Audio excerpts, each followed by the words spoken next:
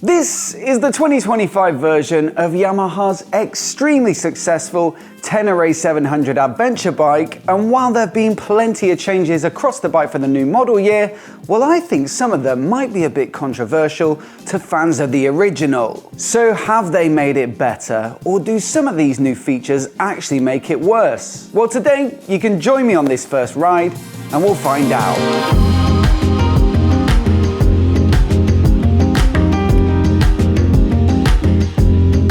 So what is it that made previous T7s so good and so popular with buyers? Well, you only have to look at a few owners' reviews to spot some fairly common themes. The CP2 parallel twin engine might not be the most powerful at 72 horsepower peak, but it's torquey, smooth and versatile, which is perfect for an all-rounder adventure bike like this. Then there's the handling, which might be a little compromised on the road with its tall stance, but off tarmac is where it shines with genuine adventuring abilities that inspire confidence even for the relatively inexperienced dirt rider like myself. But more than anything, I think the most common theme that I've observed is that it's been a simple bike with relatively little in the way of electronics and creature comforts, which I guess leads to a couple of big benefits. One is the price, which is generally lower than its more feature-laden competitors, and the other is the simplicity, which is perceived as one of the reasons why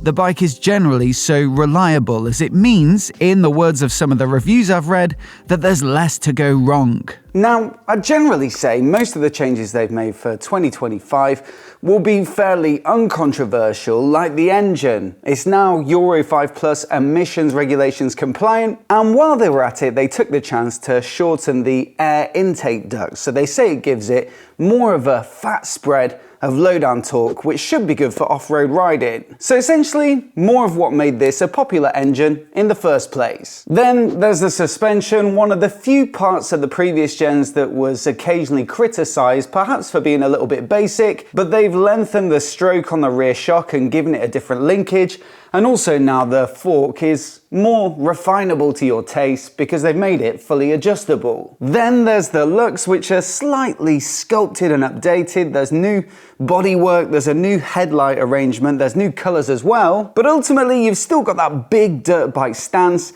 and the rally front end that make this bike look quite aggressive, and I think made it already one of the best looking adventure bikes on the market. So what exactly is it then that I think might put some people off this new version? Well, it's in the tech, which has become a lot more advanced in this 2025 iteration. Perhaps the most significant update is to the throttle, which has gone from a traditional cable throttle to the electronic ride-by-wire system that they call YCCT, or Yamaha Chip Controlled Throttle. That opens up some never-been-seen on a T7 before modernities, like traction control and riding modes, of which there are two, with Sport for a more snappy response and Explore for a softer delivery. These are now managed through a 6.3-inch full-color TFT dash, which is bigger than the 5 of the previous gen, and it offers smartphone connectivity, including turn-by-turn nav if you hook it up with the Yamaha MyRide app. Then there's a USB-C charging point too,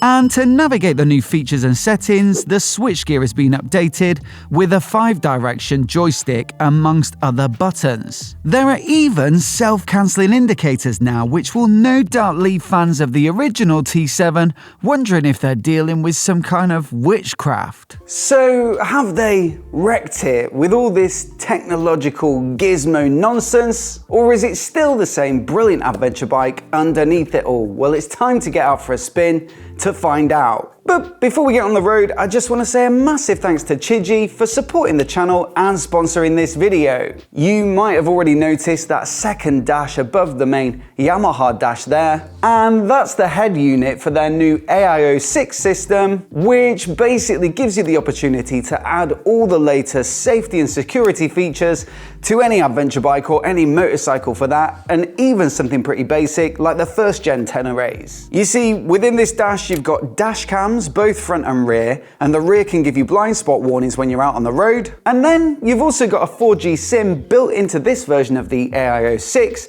and that means you can access those cameras from your phone when you're away from the bike. So if it detects that someone's nudged it, it will send you a notification, and then you can log into the app and check on the bike and see if anyone actually is trying to nick off with it. One of my favorite features has to be CarPlay, so you've got your favorite navigation apps like Kalamoto or Waze, and your favorite media stuff, so you can have Spotify, you can have your calls, you can have your messaging right up there, nice and big on the dash, and you can keep your phone tucked away. And you've even got some, features that perhaps replace what some of the manufacturer stuff does, like TPMS. It can come with some tire pressure monitoring sensors and display that up on the screen. And also on this particular bike, and my Bonneville, which I was testing it out on first, you can actually plug it into the OBD port, or onboard diagnostics, and that sends some of the fundamental bike data like revs and speed, and so you can basically supplement the main dash with it, and it even displays some of its own data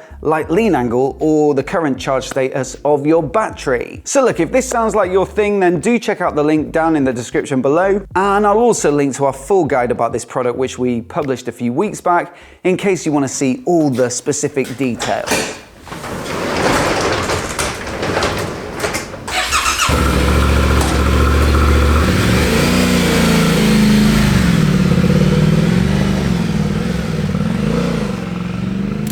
Now look, there'll be no off-roading today, I'm afraid, because I'm on a brand new press bike and it's got absolutely no crash protection on it in terms of crash bars and stuff like that anyway. And like I said earlier in this video, I wouldn't say I'm necessarily advanced when it comes to off-roading, so I'd be very, very sad if I had to take this bike back to Yamaha with a whole bunch of scrapes down the side of it. What I will say though is I have ridden the previous gen and the World Raid fairly extensively at the Off-Road Centre a year or two back, and I thought they were absolutely fantastic, especially the World Raid with the upgraded suspension. And I also got the chance to take the Extreme Edition around the Adventure Loop at ABR Festival last year. Not the most intensive test of that bike, but it still felt very confidence inspiring. And so yeah, I don't see anything massively different about this bike that's going to change that. It's still got the same wheel sizes, same tyres, I guess the same geometry, it's the same weight as well. And the only thing that might slightly affect it is this new suspension package, which is meant to perform better. And perhaps it's a good case for the standard Tenere 700, because previously I would have probably recommended going for one of the Extreme or the World Raid or something like that, where you get the upgraded KYB fork and shock, and yeah, it transforms that bike. On the World Raid, honestly, with that KYB suspension package, it just absolutely eats stuff up. And like I say, as somebody who's not super confident off-road, I don't know, it just made me feel like I could point the bike at a really rough section of trail, and it would be me that would be the problem if I did come off. The bike can easily carry you up it, and the suspension, the suppleness of it, the quality of the ride, the amount of travel it had, just made it feel so easy. I have also, though, been offered another chance to go to the Off-Road Centre this year in order to ride this 2025 update, and so yeah, if you want to know more about that, especially from the perspective of somebody who's middling in terms of ability, then keep your eyes peeled for it, and I'll definitely try and follow up with a bit of an off-road day. And this bike is fundamentally built to be fantastic off-road, and it is exactly that. But I will say it's slightly to the detriment when it comes to handling on the road. With a big tall stance, a 21-inch front, these on and off-road tyres, it's not necessarily the sharpest handling thing. It carries its centre of mass quite high, but all the same, it is still quite pleasant to use. And, as long as you're not expecting naked bike levels of quickness of turning and stuff like that, then I think you can still have a decent time on the road. Although it's clearly still a bike that you're going to buy predominantly for off-roading, and then making the sections between the off-road. Well, we got a bit of off-road in here actually while this van comes past. Yeah, for making the sections between the off-road a bit more bearable than if you went for a dedicated dirt bike. Being fairly substantial as well in terms of weight, you know, certainly compared to like an MT-07 with the same engine, it does start to feel a bit lacking maybe in acceleration when you start to get to the top end of the rev range or when the speeds start to pick up. So that might be a case for spending a little bit more on something like a F900 or an 890 KTM or a Tiger 900 or something like that. But down low, it is grunty. It does have that shove, which not only serves it well off-road, but it feels really nice on the road too. And this new throttle as well, I think definitely helps. It feels nice and smooth.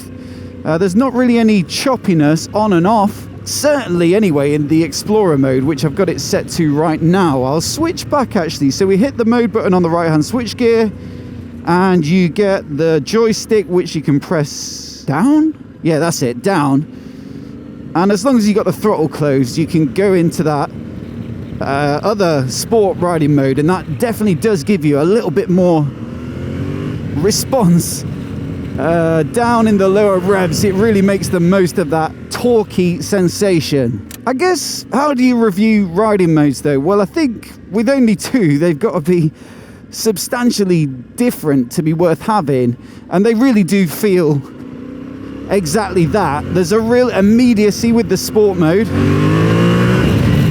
and there is, if you're in second gear, you know, enough grunt through the whole rev range. It's only when the speeds really start to pick up that you notice that 72 horsepower peak. But then yeah, stick it back into Explore and it's just got that nice approachable softness, which I guess typically for a road bike would be a rain mode. But if you are someone who wants to ride off-road and you're not feeling that confident, or maybe the sport mode is feeling like a bit of a handful, then this will be very nice indeed. And actually for the beginner, you can still enjoy the sport mode on the road, but yeah, maybe feel a touch more reassured if you use this Explore setting when the surfaces start to get a little looser. What I'll also say is markedly different about this 2025 version is just how it feels in the cockpit. It definitely has had a significant modernization, and it does impact what it feels like to ride. Of course, I got the Chigee as well, which is gonna, you know, with your rear facing camera and stuff like that, the CarPlay, which is gonna obviously skew things a little bit. But even without that device, this new TFT dash, I think the previous gen, well, the first gen had an LCD. The 2023 update, I think, was a 5-inch dash. And now we got this one, the 6.3-inch dash. And it's very nicely laid out and gives you a really modern feel. I won't be trying out the connectivity today. Generally, I tend to mount my phone on the bars for navigating with the likes of a quad lock, or on a bike like this, put the Chigee on if I'm using it for a week or two.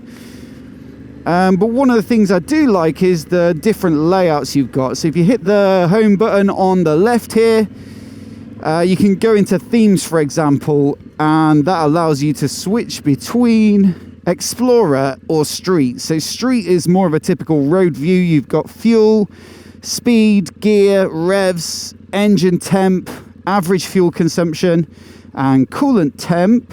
And then if you go back to Explore or Explorer, it's more of a kind of rally vibe, so you can see your gear more easily. You've got fuel consumption, you've got speed, you've got your modes at the top, and then revs as like a vertical bar. I actually think I prefer Street, but yeah, like I say, has a big impact on what this bike feels like to ride, as does the switchgear. I really remember the switchgear on previous Teneres and other CP2 powered bikes like the MT-07 being plasticky and glossy and with quite small fiddly buttons, and it really feels like they've learned a lesson with this bike, because these are more like the premium models in their lineup, like the CP3 powered bikes, so the MT-09 the XSR 900 Retro, the Tracer 9. I think they possibly have borrowed them directly from some of those bikes, and they're significantly better. The sort of matte finish on them definitely helps with the look. The layout of them is better as well. Like, you had this weird jog wheel on previous Teneres, which wasn't very easy to use, whereas this joystick is much more intuitive. And also, it feels like the buttons are big. Like, the mode button's big, the indicators are big, the joystick's kind of chunky, and so on the go, it just makes for something that's really nice and easy to use. And I'd say, you know, that's one of the features of the bike that you do have to get involved with almost constantly when you're riding. And so it's a significant upgrade, even if it seems perhaps trivial on the face of it. Flipping heck, I'm definitely going to get squished today on this road. What about if you are that sort of rider who prefers the simplistic and you don't really want to get involved with all this stuff? Well, I would say you can probably find the riding mode that you prefer and then just set and forget and stick with that. And as for the new traction control system, well, it's really quite simple. It's either on or off. And then with ABS, you've got 3 modes, I believe. So on at both wheels, off at both wheels, and then as a bit of a compromise, you can be on at the front and off at the rear. So allowing you to slide the back end with the rear brake, but still giving you a bit of reassurance that you won't lose the front. To switch between, much like with the old throttle maps, it's the mode button, but instead of going up and down between the 2 throttle settings, you actually go across and you can switch TC off, press and hold maybe. Does it remember them if you switch it off? No, it switched them back on. So that's one thing to remember. I'm not sure if there's a way that you can configure that. But yeah, it's not particularly tricky to get in there and switch them off. And if you can't be bothered to go into the menus, thankfully they have fitted this chunky ABS button, which you can press and hold, and it just fully switches it off. Ultimately, you know, this new switchgear and dash, this new tech package, for me is an improvement. But if you don't want to use any of the stuff that lies beneath, then you don't necessarily have to. More off-road, let's go.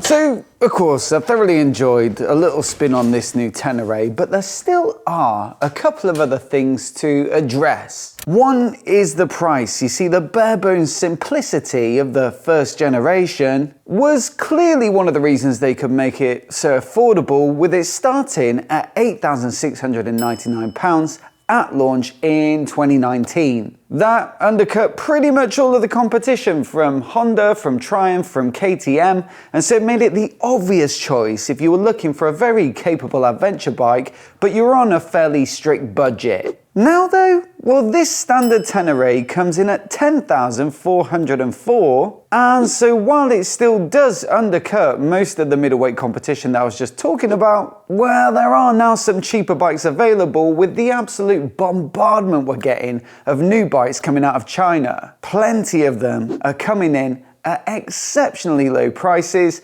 like the CF Moto 450 MT, which has been a real hit in terms of sales. That one starts at £5,699, so not far off half what you're paying for a Tenere now. And just the other week, Vogue announced their new 625, which I guess is a little closer to the Tenere in terms of spec and capability, and that's just $5,999. That's kind of why I think they had to add this stuff. There are cheaper bikes available now, and they all come with riding modes, traction control, TFT displays and phone connectivity, and most of them at no extra cost. While some potential buyers will prefer less tech, well, I think there are still plenty of us who do like their creature comforts, and it's those potential Tenere 700 customers that might be tempted away to pay less to get more. For those who are less technologically inclined though, well, is there any basis for this idea that more electronics means more things to go wrong? I guess only time will tell with some real hardcore off-road use where bikes really do get abused. But if you look at other bikes from Yamaha with a ride-by-wire throttle and riding modes and traction control and, even more advanced rider aids than the Tenere 700, like the MT-09 that's had plenty of this tech for years now, well, there aren't really any reports of bad reliability in the owner's reviews, and there are no mentions of any particular problems with these sorts of features. Now granted, an MT-09 is not going to get the sort of abuse that a Tenere might, but I think you'd expect that Yamaha, with their excellent reputation for reliability, would probably have factored that into the design of this bike. Plus, they have addressed some of the mechanical stuff on this iteration that were known reliability problems on the previous gens. Unfortunately, the subframe is still welded on, so that means you'll have to replace the whole frame if you do bend it, but the exhaust hanger specifically has been beefed up, which was a common weak point of the previous gens when it came to drops. The luggage mounts have also been reinforced, as has the frame and the new yokes, and they've even relocated the side stand switch, which was vulnerable to damage on the last ones. Then, well, it's not so much really a reliability point as a customer niggle, but they've slimmed down the clutch cover massively so it no longer interferes with your shins when you're riding stud up. And also, those nice big foot pegs, well, they now come as standard too.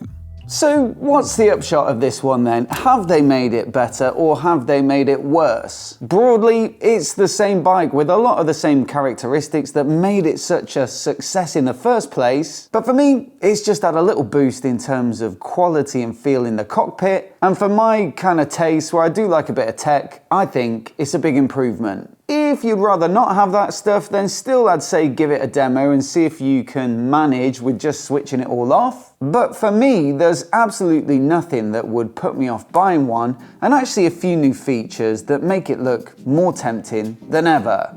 As always though, I'd love to know your thoughts on this bike, so do let me know down in the comments below. And if you want to see more of our content on the Tenere 700 lineup, then I've made a playlist which I'll put on the screen now, so you can catch up on all the details. Do hit subscribe for more first rides like this right here on MOTOBOB. A massive thanks for watching today, and we'll see you in the next video.